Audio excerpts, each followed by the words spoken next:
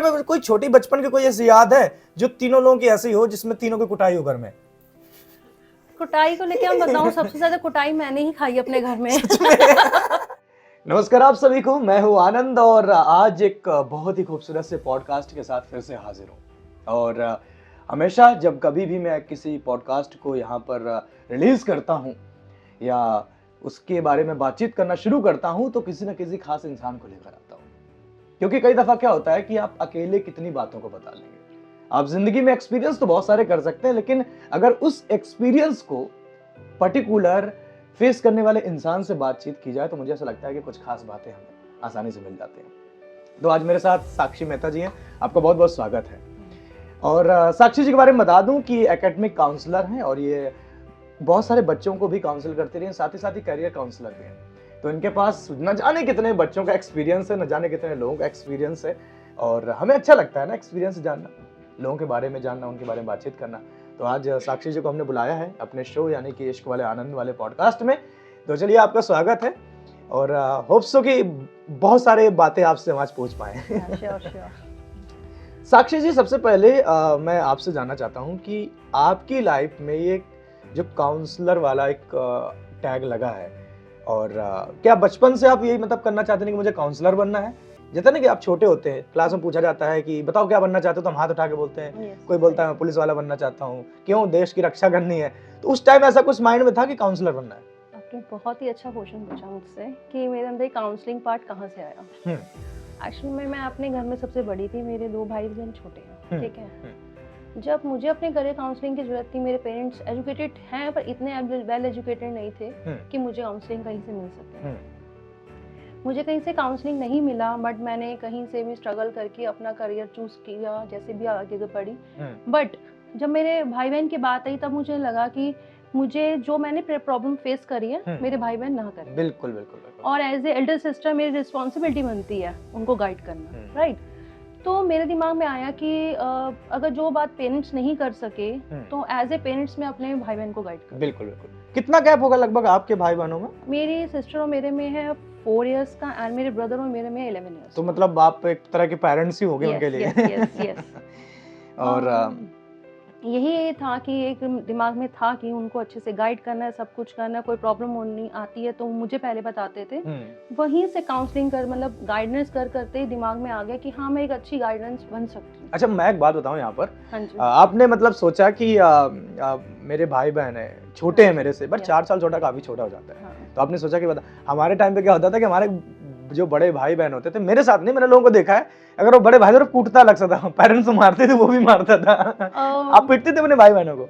मैं पीटती थी सच में। मेरा भाई जो है मेरे से 11 इयर्स छोटा है, मानो कि बहुत छोटा था, गोदी में लेके घूमती थी मैं उसको।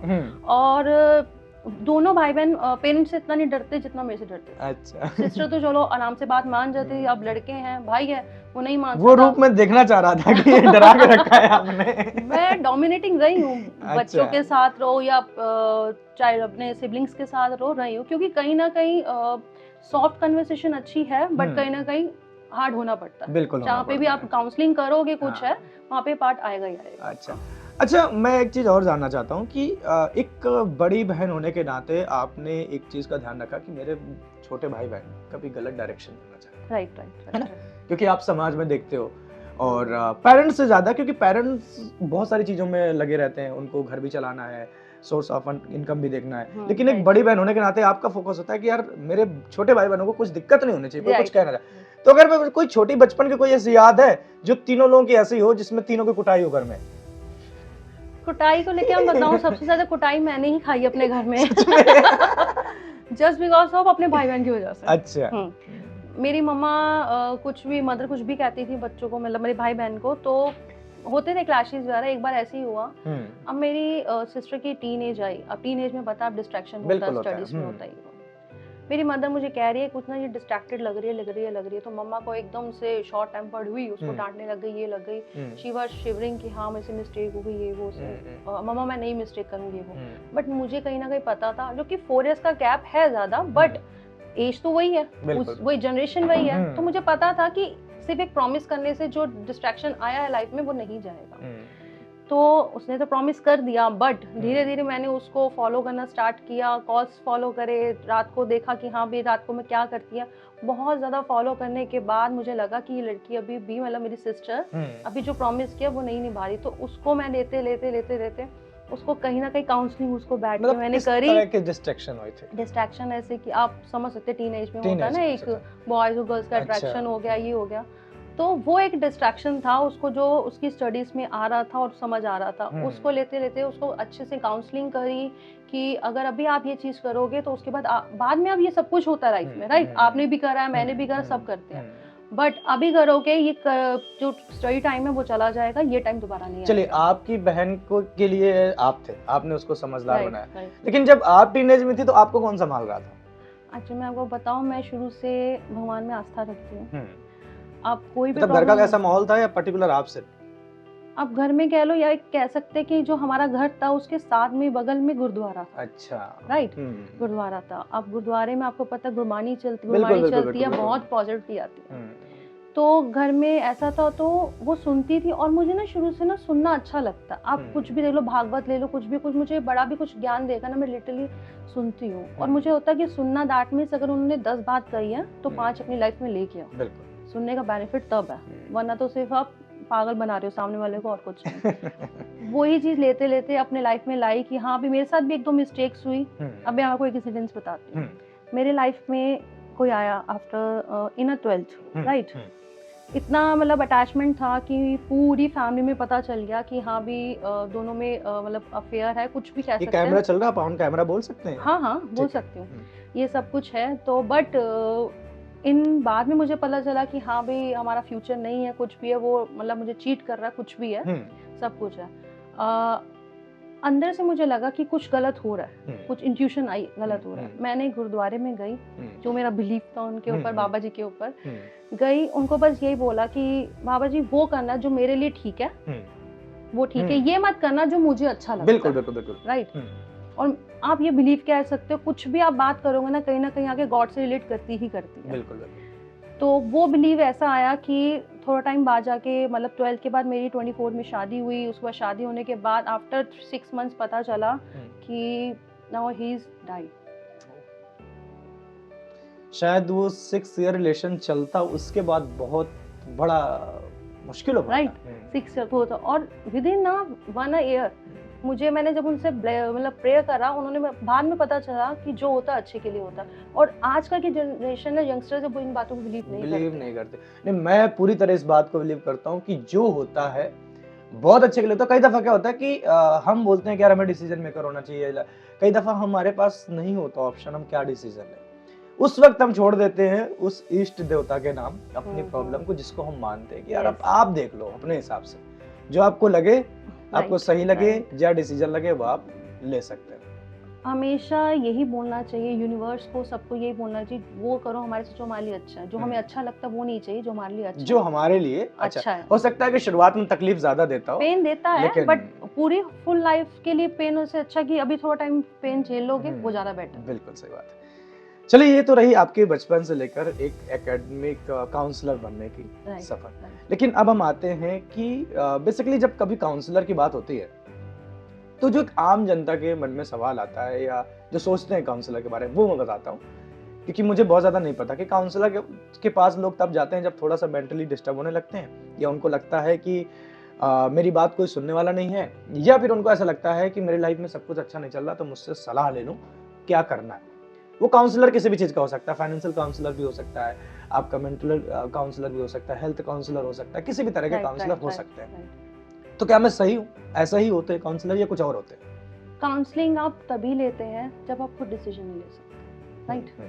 आप पेरेंट्स कंफ्यूज हो जाते हैं आजकल बहुत ज़्यादा। क्यों है? क्योंकि पेरेंट्स और यंगस्टर्स में ना करियर चॉइस की बहुत ज़्यादा वो प्रॉब्लम्स है। पेरेंट्स कहते हैं आप ये करो, बच्चे कहते हैं ये करो। अब उनमें क्लैशेस भी होते हैं चीज़ों के, राइट? अब बीच में क्या काम आता है? काउंसलर्स काम आता है, राइट? पेरेंट्स को बिठाया, बच्चों को बिठाया, दोनों म्यूचुअल पूछा कि क्या चाहते हो, ये दोनों को समझाना। लाइक अब मेरे साथ यही हुआ था काउंसलिंग पार्ट में। पेरेंट्स आए, they both are engineers, right? अब बच्चे को भी चाहते कि वो इंजीनियरिंग पार्ट में जाए। अब बच्चा कहता है मुझे डिजाइनिंग कॉलेज में जाना है, मुझे डिजाइनर बनना है। अब पेरेंट्स अलाउ नहीं कर रहे हैं कुछ है।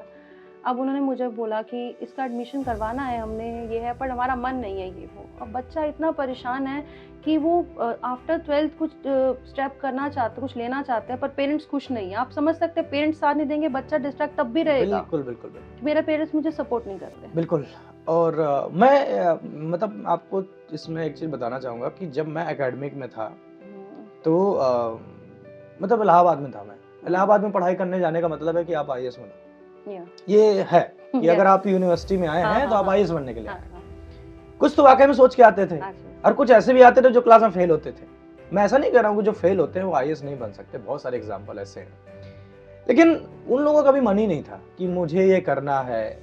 और उसके बाद पेरेंट्स बहुत पैसे वाले हैं, उनको लगता है कि हमारा बेटा कितने साल लगाएगा, 10 साल लगाएगा तैयारी करने में, करेगा लेकिन हम पैसे लगाएंगे। लेकिन ये बात मुझे ऐसा लगता है कि समझनी बहुत ज़रूरी है कि हर जगह सिर्फ पैसे लगाने से आप कुछ चीज़ें हासिल नहीं कर सकते। अब पैसे से सब कुछ हो सकता, तो पैसे से मन की शांति नहीं मिलती। बिल्कुल नहीं मिलती। और जब स्टडीज पे फोकस कर रहे हो, कुछ भी कर रहे हो, मन शांत होना बहुत ज़रूरी है। बहुत ज़रूरी है। अब मेरे साथ ही होता था जब मैं अपने करियर में लगी। अब मुझे लगता था कि मैंने करियर अच्छा चूज़ करा है, नहीं करा, मुझे किसी ने गाइड नहीं करा, कुछ नहीं। पर आजकल आफ्टर 35 ईयर्स या 20 ईयर्स मेरे स्टडीज़ के बाद कि ये आ गया है कि हाँ भी काउंसलर्स बैठे हैं, उनसे जाके काउंसलिंग कर सकते हैं और पूछ सकते हैं। क्योंकि पेरेंट्स और अगर बच्चे बात करेंगे उनको लगेगा ये तो अपने ही फेवर में बात करेंगे, राइट। तो जब काउंसलर बीच में मीडिएटर बैठता है तो बीच का सोल्यूशन निकाल के बताता है, दोनों को समझाता है, म्यूचुअल अंडरस्टैंडिंग होती है, जिससे वो अच्छे से करियर पे फोकस कर सकते हैं। अच्छा, वाकई में लोग काउंसलर की बात मानते हैं आने के बाद भी? इतनी ज्यादा नहीं मानते, कई मान भी जाते हैं। लाइक कईयों का दिमाग फिक्स है। लाइक आपने शो भी देखे होंगे, DID आता है, कई आते हैं। अब कोई लोग कहते हैं ना कि हमने तो सोचा था हमारी बेटी ये करे पर ये डांस कर रही है, राइट।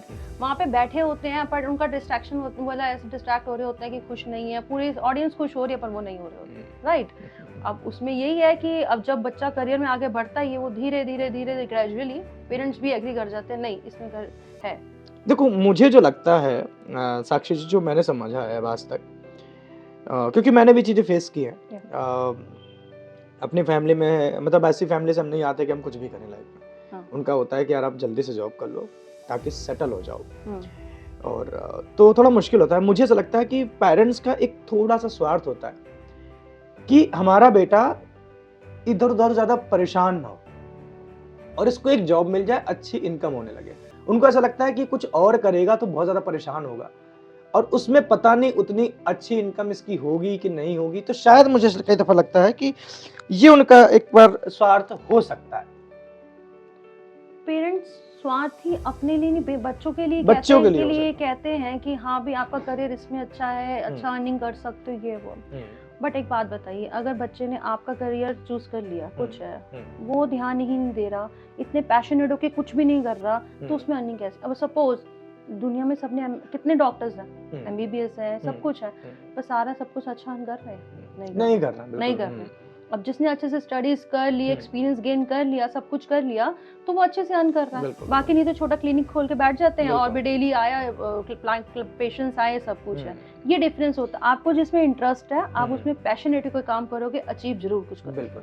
कहते हैं कि कितने एम्स से निकलने वाले भी क्लिनिक चला रहे हैं और कितने एम्स से निकलने वाले सर्जन भी हैं। IIT से निकलने वाले कितने इंजीनियर बन गए और कितने लोग ऐसे ही काम कर रहे हैं। तो वो ये पैशन है, इंस्टीट्यूट मैटर नहीं करता, आपका पैशनेट होना मैटर करता है। अब कुछ भी नॉलेज, आप मानोगे मैं काउंसलिंग इसलिए कर रही हूँ, मेरे को एस्ट्रोलॉजी में भी बिलीव है, मैं उसको भी स्टडी किया, नंबर्स पे भी बिलीव करती हूँ। अब मैं वो कहीं से सीखी नहीं, सुना, समझा, लोगों को जज किया कि हाँ पे इस अगर 1 नंबर वाले हैं, 10 नंबर वाले ऐसे होते हैं, वो अब उसकी भी मुझे काफी नॉलेज हो गई है।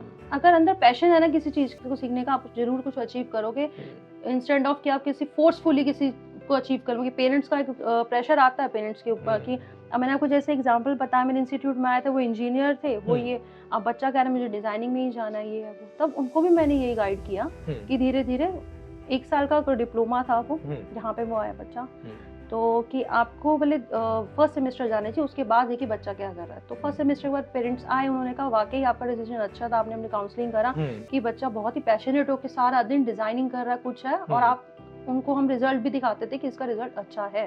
अच्छा, मैं एक चीज अभी भी, जैसे आप अभी बता रहे हैं कि अगर इस तरह की चीजें अभी भी हो रही हैं, तो इंडस्ट्री कितनी भी मेहनत कर ले, और ये कोई आज का इशू नहीं है, ये बहुत पुराना इशू है, और तब से लोग लगे हुए हैं। वही वाली बात होगी ना कि राजा का बेटा राजा नहीं बनना चाहता है, लेकिन राजा चाहता है कि मेरी संपत्ति इसी को मिले, ये राजा बने, वो उसको किसी और चीज का शौक है। तो ये मैटर करता है, लेकिन ये प्रॉब्लम अभी तक सॉल्व नहीं हो पाई। प्रॉब्लम, अब एक बात बताऊं, आप छोटे से ही जब बच्चों को गाइड करने लग जाएंगे ना, अगर आप सोचें इंजीनियर, अब इंजीनियर का घर का एटमॉस्फेयर वैसे ही है कि मम्मी इंजीनियर है, पापा इंजीनियर या डॉक्टर है, कुछ भी है, ठीक है, बट बच्चों का फोकस कहीं और है। आप उसको फोर्सफुली आप चेंज करेंगे, अब मन मानो कि इस चक्कर में कितने बच्चे सुसाइड भी कर लेते हैं प्रेशर में आके, राइट? बिल्कुल बिल्कुल। तो ऐसा प्रेशर डालना ही नहीं, उनका करियर है, उनका मन है, उनको भी आप ये कर सकते हैं कि अगर उन्होंने कहीं अपनी स्ट्रीम चूज करी है, कोर्स मतलब कुछ भी चूज करना चाहते हैं, उसमें आप साथ देखिए, उसको गाइडेंस करिए, बिल्कुल, राइट? तो उससे क्या होगा, वो अपना अचीव भी करेगा और आप भी खुश रहेंगे, वो भी खुश रहेंगे। बिल्कुल। और ये जो आपने एक सुसाइड वाला पॉइंट बोला है, इसका रेशियो भी कई दफा देखने को मिला है कि मतलब घर वालों, उनको डर होता है कि मान लो इंजीनियरिंग में घर वालों ने उसको डाल दिया, उसका मन नहीं है, अब घर वाले 10-12 लाख रुपए लगा रहे हैं, तो वो उसका प्रेशर बन रहा है उस पैसे का कि यार इसका मैं रिस्पॉन्स कर पाऊंगा पेरेंट्स के लिए, नहीं कर पाऊंगा। और उसको जब ऐसा लगने लगता है कि मैं तो फेल हो रहा हूँ, मेरी बैक लग रही है, तो वो उससे कवर नहीं कर पा रहा, तो वो सोचता है कि यार मैं कैसे फेस करूं घर वालों को, जो मेरे पेरेंट्स हैं, फैमिली मेंबर्स, उनको कैसे फेस करूं, तो इस तरह का डिसीजन हो जाता है। आप ये भी देखिए, अगर 10-12 लाख रुपए पेरेंट्स लगाते हैं ना, एक टाइम पे ये भूल जाते हैं, अगर 5-6 लाख रुपए चला गया उसके पास, ये तो बोलेंगे कि आप इंजीनियर बनो, ये बोलेंगे हमने इतना पैसा लगा दिया, अब तू ऐसे कर रहा है, ऐसे कर रहा है या ऐसे कर रही है, तो एक प्रेशर बहुत ज्यादा क्रिएट हो जाता है। बिल्कुल बिल्कुल। और मैं एक बात यहाँ पर और बोलना चाहूंगा कि अक्सर पेरेंट्स सपने वही देखते हैं जो खुद नहीं कर पाए। तो भाई आप अगर खुद नहीं कर पाओ अपनी लाइफ में, और आप ये बीच में दिखा देते हो कि हमारे पास सुविधाएं नहीं थी, यार सुविधाएं होना अच्छी बात है, कई दफा सुविधाएं मैटर नहीं करती अगर आपका मन नहीं है तो। सुविधा, एक बात बताइए, अब बचपन से बच्चों को सब कुछ दे रहे हो, बच्चों को ये बता रहे हो भाई आईफोन अच्छा है, ये वाला गैजेट अच्छा है, वो गैजेट अच्छा है, सब कुछ है, ये चीज हम सिखा रहे हैं ना उनको, हम ही सिखा रहे हैं, ठीक है? अगर बचपन से उसको बोलो बच्चा ये नेसेसिटीज है, जरूरी है, जैसा मर्जी छोटा है बड़ा, आईफोन है, एंड्रॉइड फोन है, काम सेम करेगा, कोई जरूरी नहीं इसको अचीव करना है, ठीक है? लाइफ में जो आप चाहते हो उसको अचीव करो, जिसकी मन की शांति। और मुझे ये भी अजीब लगता है कि वो ही पेरेंट्स खुद ही कहते हैं हमारा मन शांत नहीं होता, राइट? शायद आपने अपनी लाइफ का सब कुछ अचीव किया होता जो मन का चाहते थे, तो मन की शांति आपके साथ होती। बिल्कुल, मैं आपकी बात से पूरी तरह एग्री करता हूँ, और मुझे अभी बहुत सारे ऐसे सवाल पूछने हैं कि एक काउंसलर के तौर पर एक माना जाता है कि हर एक इंसान अपनी जिंदगी में बहुत सारी समस्याओं से घिरा रहता है, आप इस बात को मानते हैं? और इसको अगर मैं इस तरह समझाऊं कि जरूरी नहीं है कि एक सर्जन है, एक डॉक्टर है, एक अच्छा डॉक्टर है तो उसको कभी जुकाम नहीं होगा, उसको कोई फीवर नहीं आएगा, या उसके शरीर में कुछ प्रॉब्लम नहीं हो सकती, राइट? तो काउंसलर भी क्या कभी ऐसा बैड फेस करते हैं जहां पर क्या वो भी डिस्ट्रैक्ट होते हैं, उनको भी लो फील होता है, उनको भी लगता है कि वो डिप्रेशन में हो सकते हैं, तो वो क्या करते हैं बाहर निकलने के लिए? एक्चुअली में काउंसलर भी ह्यूमन बीइंग है, भगवान ने बनाया, अब जिसने सृष्टि बनाई उसने यही बोला इस सृष्टि में सुख नहीं है, तो काउंसलर भी उसी सृष्टि में आते हैं। अब बीइंग अ काउंसलर, अब मैं बताती हूँ, मुझे कई बार प्रॉब्लम फेस होती है कि ये, अब मुझे ये लगता है मैं काउंसलर हूँ, मुझे कौन क्या समझाएगा, कई बार ये दिमाग में आ जाता है, ठीक है? अब पेरेंट्स अपना परेशान है, ये हर किसी को अपनी लाइफ में प्रॉब्लम है, क्या करती हूँ मैं, श्री भागवत गीता सुनती हूँ, उनको सुनती हूँ, मन बहुत पॉजिटिव होता है, सारे सॉल्यूशन, ऑलमोस्ट सॉल्यूशन वहीं से मुझे मिलते हैं। मैंने एक ही चीज वहां से सीखी है, हमारी जिंदगी के 2 पेज हैं, एक बुरे और अच्छे, ठीक है? अब कौन सा पेज भरना है वो हम पे डिपेंड करता है, कौन सा पेज भरना है हम पे डिपेंड करता है। अब उसी सोच को लेके अगर मुझे कुछ प्रॉब्लम आती है, कुछ है, उसको पीछे करते हुए मुझे लगता है कि मुझे अच्छा करना है, बाकी जाए साइड पे, जिसने जो कर्म करना है करे, बट मुझे अच्छा करना है, मुझे अपना अच्छा पेज भरना है, मैं उसको लेके पॉजिटिव होके फिर खड़ी हो जाती हूँ। अच्छा, मैं इसको इस रूप में देखता हूँ कई दफा कि यार ना टाइम की सबसे खास बात होती है कि बदल जाता है, राइट, है ना?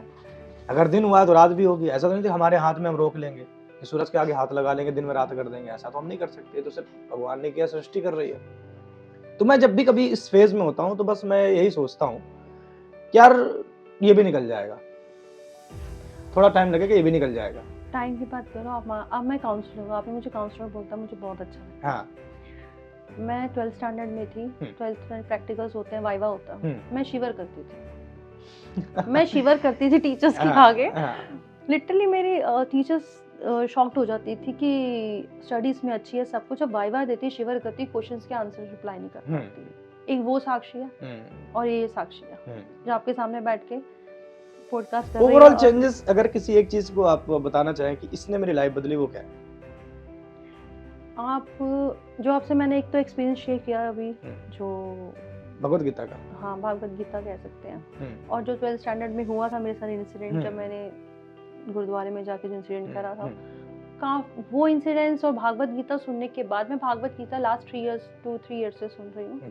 उसके बाद बहुत चेंज आया मेरे अंदर। चेंज ऐसा आया है कि मेरा बेटा है छोटा 4 इयर्स का, वो जब से आया है, मतलब अनएक्सपेक्टेड था कि वो मेरी लाइफ में आएगा ये सब कुछ, और वो मेरी लाइफ में आया, काफ़ी चेंजेस है। उसके बाद मेरे को होता कॉन्फिडेंस फील हुआ, और हमारे घर में जब भागवत गीता सुननी शुरू हुई तभी वो हमारी जिंदगी में आया, तो एक बिलीव बढ़ गया, क्योंकि पहले टाइम पे कोई भी एजुकेशन नहीं होती थी, स्पेशल बुक्स ही हमें ज्ञान देती थी, राइट? भागवत ले लो आप, गुरु ग्रंथ साहिब ले लो, कुछ भी है वो ही हमें देती थी। एजुकेशन तो ये ब्रिटिशर्स लेके आए हमारी लाइफ में, राइट? तो इससे अच्छे बुक्स हो ही नहीं सकती स्टडीज में। आज का यंगस्टर्स भी इस चीज को फॉलो कर रहे हैं। तो अगर किसी भी, मैं ये कहना चाहूँ, किसी भी यंगस्टर्स को प्रॉब्लम आती है, काउंसलर के पास जाइए, अच्छी बात है। अगर नहीं जा सकते, कोई एक्चुअल में कि काउंसलर को लेके ये कहा जाता है तुम्हें दिमाग में कोई प्रॉब्लम है, दिमागी कोई प्रॉब्लम है, तुम्हें काउंसलिंग चाहिए, ये आती है कई फैमिलीज में प्रॉब्लम। अगर कोई एग्री नहीं करता काउंसलिंग पार्ट के लिए, काउंसलर के लिए, आप श्री भागवत गीता सुनिए, बहुत सारे यूट्यूब्स पे आते हैं जो कथा करते हैं, उनको सुनिए, आपकी प्रॉब्लम आधी से ज़्यादा वैसे ही सॉर्ट आउट हो जाएगी। अच्छा, आपकी से बात करते करते ना मुझे एक एग्जांपल याद आ रहा है। अगर मैं गलत नहीं हूँ तो एक बार मैंने सुरेश रैना का मैंने कहीं एक पॉडकास्ट सुना था। वो कह रहे थे कि मैं अपने बहुत ही जिंदगी के बैड फेज से गुजर रहा था, तो कहते हैं कि मैं बस कुछ नहीं करता, मेरे पास एक छोटी सी गीता है, मैं ओपन करता हूँ और जो भी श्लोक आता है, मुझे नहीं पता कौन सा आएगा, उसको मैं पढ़ लेता हूँ और मेरी समस्याओं का समाधान उसे मिल जाता है। तो कह रहे ये पावर है भागवत गीता कि आपकी जिंदगी की सभी समस्याओं का, कहीं भी परेशान है, कुछ भी चल रहा है। मैं कहता हूँ यार बहुत सारे लोग हैं, भागवत गीता की बात करें, मुझे गूज़बम्स हो रहे हैं, देखिए मतलब उसको आप ही कोई भी उसको रीड करना शुरू करेगा ना, बातें सुनना शुरू करेगा, नाम का उच्चारण करना शुरू करेगा, आपको हर करियर का, लाइफ में कोई भी प्रॉब्लम्स आ रही हैं, आपको उसका सॉल्यूशन मिलेगा। अच्छा, अगर कोई एक चीज मैं आपसे पूछना चाहूँ कि भागवत गीता की जो सबसे ज्यादा आपको इम्प्रेस करती है, जो सबसे ज्यादा आपको इम्पैक्ट डालती है, या जब कभी भी आप बहुत बुरे फेज में होते हैं तो वो चीज आपको मोटिवेट करती है, वो क्या है? मैं कृष्ण जी पे बहुत बिलीव करती हूँ। मैं आंखें बंद करती हूँ। मैं देख चुका हूँ आपके घर आया तो प्रॉपर सारी जगह मुझे ठाकुर जी है। मैं आंखें बंद करती हूँ, उनका स्वरूप याद करती हूँ कि वो कैसे लगते थे, ये वो। जब उनको याद करती हूँ, वो भी ये भी सोचती हूँ कि राम देख लो, कृष्ण देख लो, सबकी लाइफ में प्रॉब्लम्स आई थी। जब भगवान की लाइफ में प्रॉब्लम्स आई थी तो हम क्या हैं? हम तो इंसान हैं, हमें तो ज्यादा झेलनी है। बस उसी चीज से मैं मोटिवेट होती हूँ, और लिटरली कई बार मुझे ऐसे बिलीव होता है कि वो मेरे साक्षात मेरे साथ खड़े हैं। ये उसी को सोच के, भजन सुन के, भागवत सुन के, भागवत में आप कुछ भी सुन लीजिए, कुछ भी। अब ये जो मैंने आपको 2 पेजों वाली बात बताई कि जिंदगी की 2 पेज है, गलत और सही, वो भी मैंने भागवत से सुना। अच्छा, हाँ। अब उसमें भागवत में एक एग्जांपल देती हूँ, हिरण्यकश्यप और प्रहलाद की स्टोरी है। उनका बेटे थे प्रहलाद, वो चाहते थे कि वो हरि का नाम ना ले, बिल्कुल ठीक है, नहीं ले, बट वो हरि का नाम बहुत लेते थे। उन्होंने बहुत ज्यादा अपनी सेना को सब कुछ कहते थे कि मेरा बेटा किसी भी तरह उसका नाम नहीं लेना चाहिए, राइट? बहुत ज्यादा, इवन यहाँ तक पिता ने बेटे को मरवाने की भी बहुत कोशिश की, ऊपर से पहाड़ी से गिरवाया, सब कुछ मारने की कोशिश की, बट वो नाकामयाब रहे, ये वो। अब ये सोचिए कितना उसको डिस्ट्रैक्शन था, कितने लोगों का डिस्ट्रैक्शन था, पर वो फोकस था, मैंने हरि का, बच्चा था, छोटा बच्चा था, उसने कहा कि मैं नहीं छोड़ूंगा हरि का नाम लेना, मैंने लेना तो लेना। अगर हम किसी चीज को लेके फोकस हो जाए ना, अब कई यंगस्टर्स का पता आपको बताएं आनंद प्रॉब्लम आती है, कई बच्चे ना भागवत को मानते हैं, राइट? अब सपोज कॉलेज क्लास में 40 बच्चे हैं, उसमें से 2 बच्चे भागवत को फॉलो करते हैं, शांत रह रहे हैं, किसी का रिप्लाई नहीं कर रहे हैं, वो 38 स्टूडेंट्स के बीच में वो 2 बच्चों का रहना कितना मुश्किल है कि नहीं? मुश्किल है। अच्छा, मुझे ना आपसे बात करते करते एक आइडिया भी आया है, और हम कोशिश भी करते हैं कि अपने पॉडकास्ट को जब कभी भी हम एंड करें या कुछ बताएं तो हम कुछ ऐसी बात बता पाए। देखो, अब लोग करें या ना करें वो उनके ऊपर है। Yes yes. तो अगर आपने भगवत गीता की बात की और इतनी पावरफुल है, हम सब देख रहे हैं और सब उसको मान रहे हैं, पूरा वर्ल्ड मानता है। बहुत सारे, अगर मैंने एक बराक ओबामा का इंटरव्यू सुना था कि उनको, वो इंडिया में आए थे तो उनको किसी ने गिफ्ट किया था हनुमान जी, हाँ जी। छोटा सा। तो वो कह रहे थे मैं हमेशा अपने पॉकेट में रखता हूँ, और मुझे कभी भी ऐसा लगता है कि मैं बैड फेस से हूँ तो बस मैं उनको निकालता हूँ, याद करता हूँ, मेरी पूरी सारी। अब वो बराक ओबामा, जहाँ पर संस्कृति के नाम पर कुछ भी नहीं, जहाँ पर लोग नहीं मानते, अगर वो बिलीव कर रहे हैं, सारे लोग मतलब कहीं ना कहीं स्पिरिचुअल हो रहे हैं और भगवत गीता को मान रहे हैं, तो क्या आपको ऐसा नहीं होना चाहिए कि अगर छोटे में ही बच्चों को भगवत गीता का एकेडमिक में उसका होना चाहिए कि उनको थोड़ा थोड़ा सा पढ़ाना शुरू किया ताकि उनकी जिंदगी में थोड़ा थोड़ा इसका असर आना शुरू हो जाए? यही हम लैकिंग कर रहे हैं बाहर, स्पेशली मुझे यूनिवर्सिटी का नाम याद आ रहा आनंद, वहाँ पे हिंदी या संस्कृत स्पेशल सब्जेक्ट बनाया गया, संस्कृत, और इंडिया में संस्कृत को भूलते जा रहे हैं। जो हमारी अंदर की लैंग्वेज, जो हमारी आत्मा जो समझती है वो संस्कृत समझती है। आप कभी भी संस्कृत के श्लोक सुनिए, बहुत अच्छा लगता है, चाहे हमें समझ आए ना आए। हमारी बॉडी की कोडिंग जो है वो संस्कृत की है क्योंकि वो उसने बनाया है हमें, राइट संस्कृत डाल के भेजा है हमने। वो तो हम हिंदी ऐड कर रहे हैं, हिंदी भी अच्छी है, इंग्लिश ऐड कर रहे हैं, जापानीज, बहुत सारी लैंग्वेज सीख रहे हैं, पर जो हमारे अंदर आत्मा की लैंग्वेज है ना, उसको हम भूलते जा रहे हैं। अब हमारे घर का जो मेरे बच्चे हैं, बेटा है बेटी है, हम सुबह उठते ही मेरे हस्बैंड भागवत चला देते हैं या भजन चल रहे होंगे। हमारी ड्यूटी है कि इन्होंने पूजा करनी है, शाम की पूजा मैंने करनी है, बेटी ने सुलाना है, ये सब कुछ है। शुरू से अच्छे उनको थॉट्स दे रहे हैं, रात को नींद नहीं आती तो बच्चों को दूसरी स्टोरी सुनते, मैं उनकी कृष्ण जी की स्टोरी सुनती हूँ। अगर बचपन से ही हम उनको ये बता देना कि मन की शांति ज़्यादा जरूरी है। अब पेरेंट्स क्या करते हैं, अब एग्जाम्पल लीजिए, एक पेरेंट्स ने बच्चों को शुरू से बोला कि बच्चों कुछ कर लो, बच्चे बेटे को बोल रहे हैं कि लाइफ में ये अचीव कर लोगे, ये मिल जाएगा, वो मिल जाएगा, तुम बाहर चले जाओगे। फॉरेन जाने का बहुत ज्यादा ट्रेंड है आजकल, कनाडा जा रहे हैं, सब जगह जा रहे हैं। उनको वहाँ भेज दिया, उसके बाद थोड़ा टाइम बच्चे सेटल हुए तो पेरेंट्स की कंप्लेंट क्या होती है, बच्चे हमें पूछते छोड़ के चले गए। बट सिखाया किसने? बिल्कुल आपने ही सिखाया। तो जो बच्चे करते हैं उसमें 70% पेरेंट्स की भी गलती होती है, बट हम लोग एग्री नहीं करते क्योंकि बीइंग अ पेरेंट्स, हम पेरेंट्स हैं और हम पेरेंट्स को कभी एज ए पेरेंट्स हम बच्चों को कभी भी नहीं अपनी गलतियां बताते कि हम बचपन में ये गलतियां करते, हम सारी अच्छी बात बताते हैं कि हम गलतियां बताएंगे, बच्चे हमें पॉइंट आउट करेंगे। बिल्कुल। और जब इसी वजह से जब बच्चे गलतियां करते तो हम उनको पकड़ लेते हैं क्योंकि हम वो सब ऑलरेडी करके बैठे कर चुके हैं। अब आपको एग्जांपल तो, मेरे हस्बैंड है, बेटी 10 इयर्स की हो गई है, तो वो कहते हैं कि साक्षी ये ना मुझे ना ऐसे लग रहा है कि ये बात लग रही है, वो बात लग रही है। अब बीइंग अ फादर लगता है ये प्रोटेक्टिव होते हैं, कुछ ऐसा कुछ मतलब बड़ी इशू नहीं होता। मैं फिर उनको बोलती हूँ, मैं कहा जब आप इस एज में थे आप क्या करते हैं? अब जो अंदर चेंजेस आ रहे हैं, कुछ भी आ रहा है, अब उसको नहीं रोक सकते। उसके साथ हम उसका फ्रेंडली होना चाहिए कि जो उसके अंदर चेंजेस आ रहे हैं हमें बताए और उनको अपने नॉर्मल वेज में उसको एक्सप्लेन करते बताते, और वो इतने कॉमन हो पाए कि वो इजी आपसे कह पाए ना, बजाय कि वो डरे बताने। हाइड करेगा बच्चा, किसी और को बताएगा, बाहर से गलत डिसीजन मतलब एडवाइस मिलेगी, वो बच्चा करेगा, उससे अच्छा ओपन अप होकर आप बात करिए ना। बिल्कुल।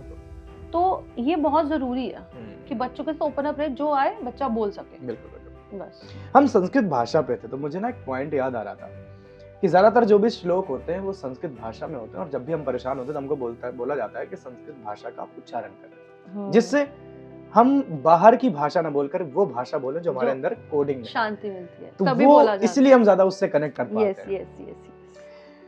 तो वैसे तो हमारे पास बातचीत अभी बहुत है और हम साक्षी जी से और भी बहुत सारी बातचीत करेंगे, लेकिन आज के लिए अभी इस एपिसोड को यहीं पे थोड़ा सा विराम देते हैं। छोटी सी बात, जिंदगी में अगर कितने भी आप परेशान हैं, आपको वन सोल्यूशन मिलेगा, सिर्फ और सिर्फ भागवत। मैं ऐसा नहीं कह रहा हूँ कि मैं उसे प्रमोट कर रहा हूँ, मैं सिर्फ एक ऐसी चीज बता रहा हूँ जो अच्छी है, जो जहां पर आपको सोल्यूशन मिल सकते हैं, जहां पर आपको सुकून मिल सकता है। आप भी ट्राई करके देखिए। और जो लोग ऑलरेडी भागवत पढ़ रहे हैं या जिन लोगों ने हमारा वीडियो देखने के बाद पढ़ना शुरू किया है, आप हमें कमेंट्स जरूर करें और बताएं कौन सा श्लोक और कौन सा पाठ और कौन सी कथा उसकी सबसे ज्यादा आपको इंटरेस्टिंग लगती है ना? थैंक यू, बहुत बहुत शुक्रिया। थैंक यू सो मच साक्षी जी हमारे साथ जुड़ने के लिए। Thank you.